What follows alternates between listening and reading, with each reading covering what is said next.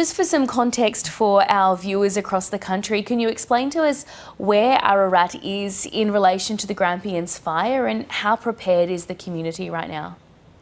The Grampians fire is directly to the west of Ararat, and our municipality extends on the whole eastern flank effectively of the Grampians mountain range. And with the weather conditions that we're facing, particularly today, they're extreme. There's no other word for it. We've got a very hot, dry day and very, very strong gusting up to gale force winds happening already from the north, and then we're anticipating a change around the northwest coming into the west later on this afternoon. So that's bringing a pretty extraordinary impact of ember attack across a substantial area of land across the municipality. What sort of conversations have you been having with people in the community over the last couple of days? How are they feeling?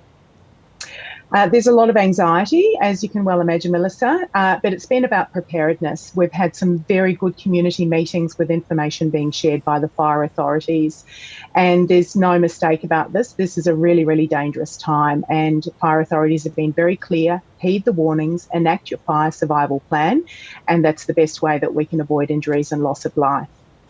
How does it feel to hear authorities saying things like, you know, these are the worst conditions since the Black Summer bushfires? What sort of feelings does that bring up for you and for the people in Ararat?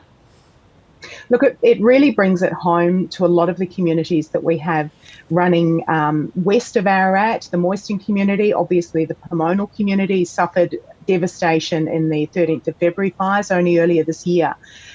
Coming down south towards Wallora and all the way down towards Glen Thompson and the Bournes Hill area now, where a take shelter warning was issued earlier this morning. That means it's too late to leave. You really must have made your decision before that time comes if you're actually going to travel. So I think all of the information and the education that's been going out across the community is incredibly important, and people are looking to one another for support. They know where to go to for the information. It's great to have all of the warnings come out over ABC, TV and radio. There are other networks putting out those warnings as well, and the Vic Emergency app is the most crucial tool I think that people have in their hand to get those up-to-date notifications, because they change at the drop of a hat. Absolutely, they do. And Jo, where can people go in that area if they do need to evacuate? People who are evacuating, please head to an emergency relief centre. We have one in Ararat that's been open for a number of days now and will continue to offer support to the community. It's at the Alexandra Oval Community Centre at 1 Waratah Ave in Ararat. All the information about emergency relief centres is available through the notifications in the Vic Emergency app. There's also a relief centre to the north of us in Stawell, and I believe there's one that's opened up down in Hamilton as well for people towards the south of the Grampians Ranges. So please don't hesitate to come to an emergency relief centre where there are people who are very experienced and trained to manage relief and recovery. Our council staff are absolutely up to the minute with a network of support that's available. The Salvation Army is on hand. The Victorian Police are on hand to provide support and comfort for people who are concerned about having left their property. We also have Grampians Community Health providing support for people, and many other support services are ready to be connected to people in need as is required. We know this is obviously not the Christmas that a lot of people were hoping for. Do you have a message to some of those hardworking volunteers and firefighters in the community who have given up their Christmas?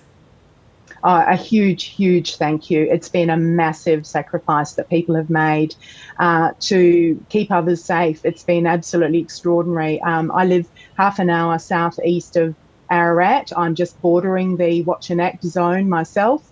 I have family members who are contributing towards the effort. My fire radio listening set is going all the time. I can understand absolutely the commitment that people are making. It's not just our local CFA brigades, but it's also the people who've travelled interstate. And I thank you from the bottom of our heart that you've made this extraordinary effort. We have hundreds and hundreds and hundreds of firefighters who are coming to battle these really challenging circumstances that we're going to be facing for weeks yet. This fire is uncontrollable.